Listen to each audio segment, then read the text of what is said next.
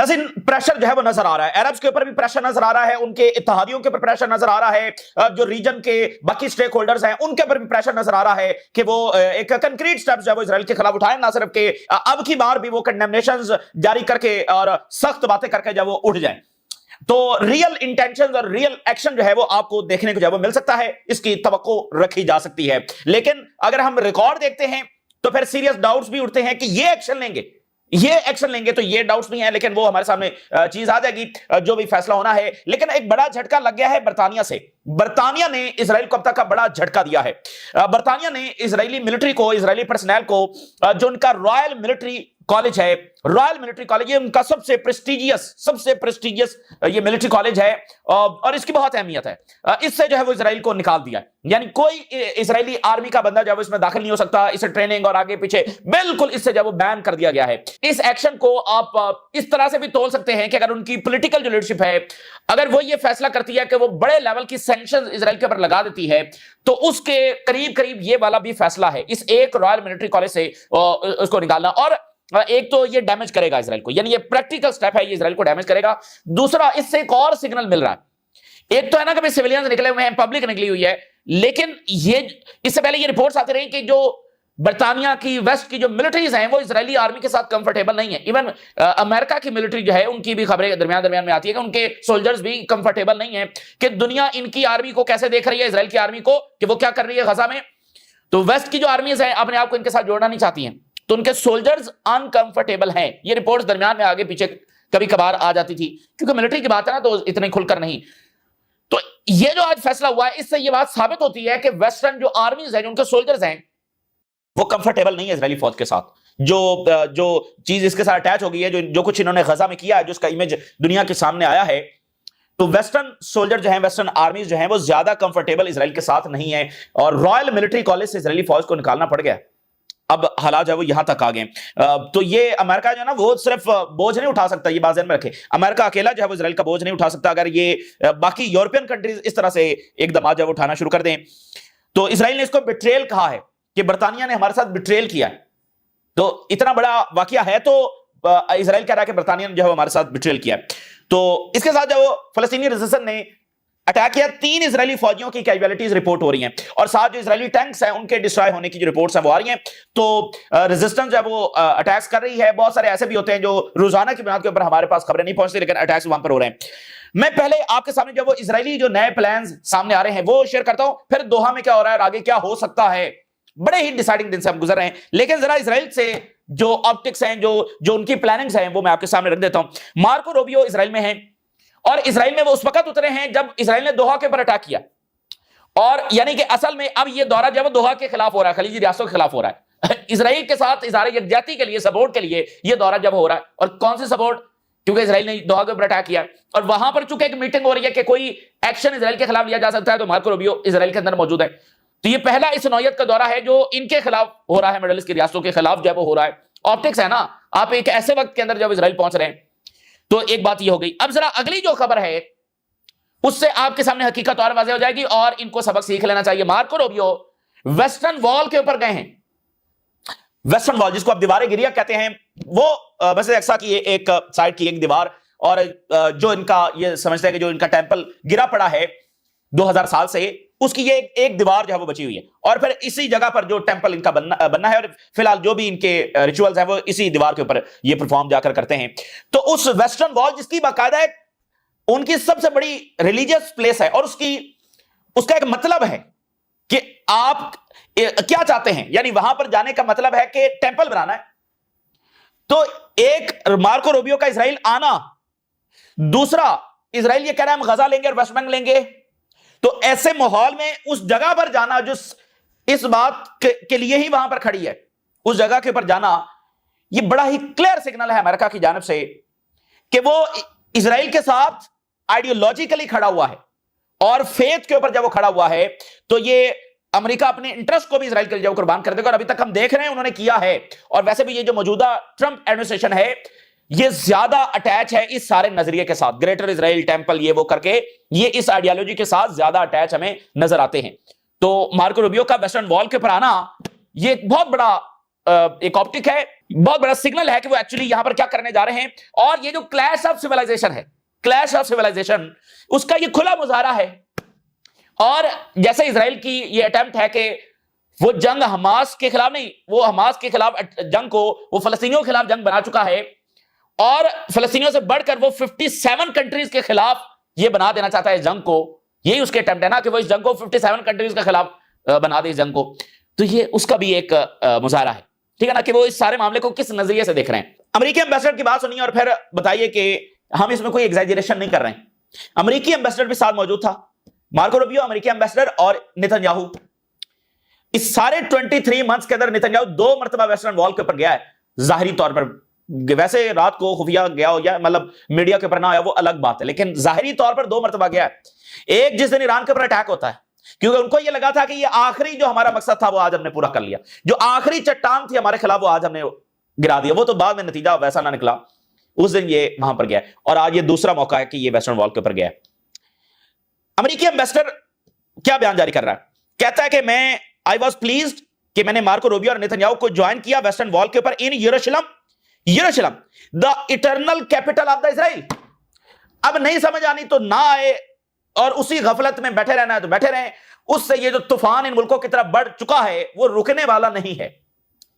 यरूशलेम the eternal capital of Israel, नहीं समझ आ रही इनको। और असल जंग ही यरूशलेम की है, नॉर्मलाइजेशन कर लेंगे, टेक्नोलॉजी इजराइल हमें देगा, इजराइल हमारी हिफाजत करेगा, जो इतना बड़ा खतरा हमें ईरान से है, कर लें, करवा लें हिफाजत। Jerusalem the eternal capital of Israel, अबदी कैपिटल इजराइल का, वो वहां पर खड़े होकर डिक्लेयर कर रहे हैं। अब नहीं समझना तो ना समझे, तो ये क्लियर सिग्नल है कि ये किस नौयत की जंग है और वो रुकने वाले नहीं हैं। और मार्को रूबियो अमेरिकी एम्बेसडर और नेतन्याहू वेस्टर्न वॉल के ऊपर गए हैं, और ये वो हैं जिनसे अरब्स चाहते हैं कि उनको प्रोटेक्ट किया जाए, यानी अमेरिकन के ऊपर वो तवक्को रख के बैठे हुए हैं कि वो इनको जब वो प्रोटेक्ट करेंगे। और ये क्लियर मैसेज है टू द अरब्स और मिडिल ईस्ट। और आज एक बहुत बड़ा ग्रेटेस्ट टेस्ट जो है वो अरब्स का और बाकी साथ उनके इत्तेहादियों का जो है वो उनके सामने बहुत बड़ा टेस्ट, एक हिस्टोरिकल टर्निंग पॉइंट ये वाला मौका साबित हो सकता है। यानी एक चेंज आ जाए पूरी तरह से पॉलिसी में, लेकिन ऐसा भी हो सकता है कि ये बिल्कुल भी ना हो। यानी एक ग्रेटेस्ट टर्निंग पॉइंट हो भी सकता है और नहीं भी हो सकता, क्योंकि रिवायती रिकॉर्ड को देखें तो कुछ भी नहीं होगा, लेकिन पहली बार खलीजी रियासत के ऊपर हमला हुआ है, तो ये एक ऐसी अपॉर्चुनिटी हो भी सकती है कि ग्रेटेस्ट टर्निंग पॉइंट ये साबित हो जाए। और ये वैसे भी हो सकता है कि रूटीन में वही मामला जब चलता रहे, लेकिन इजराइल के लिए जरूर टर्निंग पॉइंट होगा, क्योंकि वो फिर ग्रेटर इजराइल के लिए अपने मामला आगे बढ़ाएगा। अब जरा ये भी खबर भी सुनिए, अमेरिकी मीडिया, मार्को रूबियो क्या डिस्कस करने जा रहे हैं नेतन्याहू के साथ, the annexation of the parts of the West Bank in response to the western countries recognition of the state of Palestine. पूरे वेस्ट बैंक को कब्जा करने की डिस्कशन जब होने जा रही है, मैं नहीं कह रहा, अमेरिकन मीडिया कह रहा है। और वो उधर, अब जरा चीजों को कनेक्ट कर लें, वेस्ट बैंक लेने जा रहे हैं, यरूशलेम इजराइल का दारुल हुकूमत होगा, और वो वेस्टर्न वॉल के ऊपर पहुंचे हुए हैं। नेतन्याहू इज शेड्यूल है, और वो ग्राउंड ऑपरेशन के हवाले से, फौजी दाखिल करने के हवाले से फैसला कुन मीटिंग जब होने जा रही है, मार्को रूबियो भी वहां पर मौजूद होंगे, यानी इजराइल के अंदर, तो उनके साथ फाइनल अप्रूवल लेकर फौजें भी गजा के अंदर दाखिल होने जा रही हैं, तो वो ग्रेटर इजराइल की तरफ बढ़ रहे हैं। ठीक है, तो नहीं समझना तो ना समझे। अब इससे हमें क्या चीज है वो, इससे एक और चीज हमें सिग्नल मिलता है, वो ये है कि डेटरेंस दिखाकर भी अब कुछ नहीं होने वाला है। यानी एक होता ना कि आप डेटरेंस दिखाकर अगलों की इंटेंशंस बदल देते हैं, आप ताकत का मुजाहरा करके अगलों के, अगर वो हमला करने की या आगे बढ़ने की सोच रहे हैं, ये बात मैं आपको बड़ी इंपॉर्टेंट बात बता रहा हूं कि आप अपने वेपन्स का, अपनी ताकत का मुजाहरा करते हैं, दुश्मन जो है वो आप पर हमला करने से पीछे हट जाता है। ये होता है, आप डेटरेंस शो करते हैं और उनकी इंटेंशंस, उनके इरादे बदल जाते हैं। मैं आपको ये बड़ी इंपॉर्टेंट बात बता रहा हूं, और इसमें बिल्कुल मैं एग्जैजरेशन नहीं कर रहा। डेटरेंस भी अब इनके काम आने वाली नहीं है, मिडिल ईस्ट के मालिक की अब डेटरेंस भी काम आने वाली नहीं है कि ये कोई ऐसी ताकत का मुजाहरा कर दें, मतलब सैंक्शन लगा दें या आगे पीछे कुछ भी ऐसा कर दें और कोई स्ट्रॉन्ग सिग्नल भेज दे कि हम ये कर देंगे। इससे भी इजराइल रुकने वाला नहीं है, इससे भी उनकी इंटेंशंस बदलने वाली नहीं है। अब वो उनकी इंटेंशन बदलने का वक्त गुजर चुका है। जब गजा को आपने इतना तबाह करवा लिया और वेस्ट बैंक में और आगे पीछे जो हमले होते रहे, और अब वो वेस्टर्न वॉल के ऊपर आकर खड़े हो गए हैं और कह रहे हैं यरूशलेम दारुल हुकूमत होगा। अब आपकी ताकत का मुजाहिरा उनके हमले को नहीं रोक सकता, उनकी इंटेंशंस नहीं बदल सकता, उनके इरादे नहीं बदल सकता। अब फिर आपके पास क्या ऑप्शन है? अब आपके पास ऑप्शन सिर्फ यह बचा है कि आपको मैदान में उतरना पड़ेगा और फोर्सफुली उनको डिफीट करना पड़ेगा, मतलब उनको डिफीट करना पड़ेगा, फोर्सफुली उनको रोकना पड़ेगा। यह नहीं कि आप कोई डेटर शो कर देंगे, कोई स्ट्रॉन्ग सिग्नल भेज देंगे तो वो रुक जाएंगे, नहीं, अब यह टाइम गुजर चुका है। यह आज की सॉफ्टटेक ने इस बात को मजीद बिल्कुल वाज़ेह कर दिया और साबित कर दिया। यह बहुत ही मेरे नजदीक बड़ी प्रोफाउंड लेवल की यह बात है कि अब फोर्सफुली इजराइल को रोकना है, अब उसको डिफीट करना है, आपको बैटल ग्राउंड में उतरना है। लेकिन क्या आप इतनी करेज रखते हैं? क्या आप इतनी कैपेबिलिटी रखते हैं? क्या आप ऐसी इंटेंशंस रखते हैं? क्या आप इतनी बहादुरी रखते हैं? यह सवाल है, यह बिग क्वेश्चन मार्क है। क्या इनके इरादे, क्या इनकी सलाहियतें, क्या इनकी ताकत क्या ऐसी है जो ये कर सके, इजराइल को फोर्सफुली रोक सके? यह बिग क्वेश्चन मार्क है। लेकिन यह बात अब बिल्कुल वाज़ेह है कि खाली बड़ा ताकत का मुजाहरा भी नहीं रोक सकता। मिसाल के तौर पर आप परेड करते हैं ना, आप हथियार दिखा देते हैं, भाई अटैक हुआ तो ये नतीजा आगे से निकलेगा, इस तरह की चीजें आप करते हैं ना, वो चीज भी नहीं रोक सकती। काइंड ऑफ कोई भी आप डेटरेंस शो कर दें, वो चीज अब नहीं रोक सकती इजराइल को। बात बहुत आगे चली गई है। वो गजा में अब रुकेंगे? मुझे बताइए, जब उन्होंने इतना कुछ कर लिया है तो उनको दुनिया रोज रोज गजा में ये करने देगी? यानी आप इसको आज सीज फायर करवा लेंगे, फिर रिकंस्ट्रक्शन करेंगे, फिर 10 साल के बाद, फिर 2-4 साल, 6 साल, 10 साल के बाद फिर इजराइल हमलावर हो जाएगा? ऐसा पॉसिबल है? नहीं। इसलिए वो उन्होंने जो भी करना है वो आज ही करेंगे। सो अब आप जरा आ जाइए दोहा की तरफ। Pressure for tangible action at Arab Islamic summit. अब ये प्रेशर है कि कोई टेंजिबल एक्शन लो, बातें नहीं, बातें नहीं। कलेक्टिव सिक्योरिटी की जो बात है वो आगे बढ़ रही है और डिस्कस हो रहा है कि क्या इंप्लीकेशंस हो सकती हैं पूरे रीजन के लिए अगर इजराइल का हाथ आज ना रोका गया। लॉट ऑफ प्रेशर जो है वो इस वक्त देखा जा रहा है और ओआईसी के ऊपर, अरब लीग के ऊपर, और ये सारे रिपीटेड क्रिटिसिज्म के अंदर हैं। अरब लीग भी और ओआईसी भी रिपीटेड क्रिटिसिज्म के अंदर हैं, कोई भी एक्शन ना लेने के लिए और सिर्फ स्टेटमेंट्स और कंडेमनेशन जारी करने के लिए, और ये बिल्कुल इनइफेक्टिव हो चुके हैं। तो अब इनके ऊपर प्रेशर है, शदीद प्रेशर है कि ये कोई टेंजिबल एक्शन ले। Growing distrust of the US guarantees in Doha. America के ऊपर जो एतमाद है वो तेजी के साथ डिक्लाइन में जा रहा है। दोहा से ये खबर है, अल जजीरा रिपोर्ट कर रहा है। और फिर जैसे देखें, दोहा के ऊपर अटैक हो गया, मार्को रूबियो जब वहां पर पहुंचा हुआ है, रूबियो को तो दोहा आना चाहिए था, लेकिन वो इजराइल में है और ये बात भी साबित हो चुकी है कि हमला तो अमेरिका ने करवाया है। अमेरिका ने हमास को बुलाया, अमेरिका ने एयर फ्यूलिंग दी, और इसमें एक और वेस्टर्न मुल्क भी शामिल हो सकता है। तो ये अमेरिकन ने इलेक्ट्रॉनिक्स इनके बंद कर दिया, अमेरिकन ने रेडार बंद कर दिए। इजरायली जंगी त्यारे कतर की एयर स्पेस में दाखिल हुए, बाहर से भी उन्होंने हमला नहीं किया कि एयर स्पेस के बाहर से मिसाइल फायर के, नहीं, वो कतर की एयर स्पेस के अंदर दाखिल हुए और इन्होंने सारे रेडार्स बंद कर दिए। सो की स्पीचेस हो रही हैं दोहा समिट के ऊपर और क्लोज डोर फॉरेन मिनिस्टर्स की मीटिंग हुई है, क्लोज डोर। तो एक बड़े फैसले, अच्छा जी, डिसाइसिव रेजोल्यूशन जो है वो इजराइल के खिलाफ आ सकती है, एक फैसला कुन इकदाम। लेकिन अगर ये ऐसा नहीं करते तो ये तमाम रियासतें जो है वो नेतन्याहू की फेयर गेम का हिस्सा बन जाएंगी और प्रोजेक्ट जो ग्रेटर इजराइल का है वो टेंजिबल रियलिटी में तब्दील हो जाएगा। देखना कितना फैसला कुन वक्त है। एक्शन लेना है, अगर नहीं लेना तो तमाम रियासतें निशाना बनेंगी। नेतन्याहू तो ये कह रहा है ना, जहां जहां हमास है हम निशाना बनाएंगे, तो हमास तो हर मुल्क में है, बेशतर मुल्कों में है, उनके नुमाइंदे तो कहीं ना कहीं बैठे हुए हैं। और वैसे भी हमास तो सिर्फ एक जवाब है, मसला तो हर किसी को निशाना बनाना है। हमास तो सिर्फ एक जवाब है और इस वक्त तो हमास की लीडरशिप टर्की में बैठी होगी, वो कतर में तो है ही नहीं, वो टर्की में बैठी होगी। तो इसका मतलब यह है कि टर्की निशाना बनेगा। हो सकता है वो मिस्र के अंदर हो सकता है हमास की लीडरशिप किसी और मुल्क के अंदर हो। तो इसका मतलब यह है कि इजराइल के लिए फिर राहें खोलना है हर मुल्क के निशाना बनने के लिए। आज कोई जवाब है, कल को वो किसी और जवाब के साथ आ जाएंगे। अच्छा जी, अब कतर के प्राइम मिनिस्टर ने जो बात की है और जो चीजें सामने आ रही हैं, कतर के प्राइम मिनिस्टर ने कहा है कि दोहा पर हमला यह बता रहा है कि इजराइल के लिए कोई रेड लाइंस नहीं है। तो इंटेंशंस नजर आ रही हैं कि कोई बड़ा इकदाम हो सकता है। वो खुद ये कह रहे हैं कि इजराइल के लिए कोई रेड लाइंस नहीं है, इजराइल नहीं रुकेगा, तो रोकना पड़ेगा। और जो इजराइल का हमला है इसके जवाब में फिरस और फर्म मेजर्स लेने चाहिए, सख्त तरीन एक्शन इजराइल के जवाब में लिया जाए और इंटरनेशनल कम्युनिटी जो है वो अपने डुअल स्टैंडर्ड्स को अब खत्म करे और इजराइल को अकाउंटेबल ठहराए। और इजराइल जो है, अब ये कतर बात कर रहा है कि जानबूझकर जंग का दायराकार जो है वो वसी कर रहा है और सब इसका निशाना बनेंगे। लेकिन इजराइल ये बात भी सुन ले, कतर के प्राइम मिनिस्टर कह रहे हैं कि इजराइल खुद को भी तबाही के दाने के पर लेकर जा रहा है। ये एट द ग्रेव रिस्क भी आ चुका है, इसका जो नतीजा है वो एट ग्रेव रिस्क भी आ चुका है अपनी तबाही और कोलैप्स के दाने के ऊपर।